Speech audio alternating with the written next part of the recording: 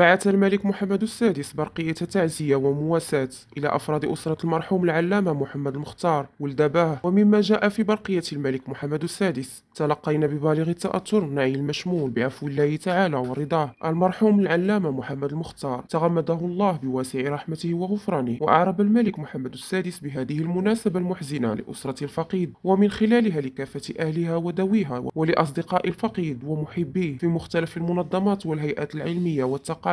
التي كان ينتمي إليها، عن أحر التعازي وأصدق مشاعر المواساة في رحيل هذه الشخصية العلمية المقتدرة المشهود لها بالعطاء الغزير سواء في المجال الديني أو الثقافي. وأضاف جلالته: وإننا نستحضر بكل إكبار ما كان يكونه الراحل لبلده الثاني المغرب من صادق المحبة والإخلاص والوفاء المكين، وما كان يتحلى به من مناقب فاضلة وكفاءة علمية ومهنية عالية أبان عنها في مختلف المناصب التي تقلدها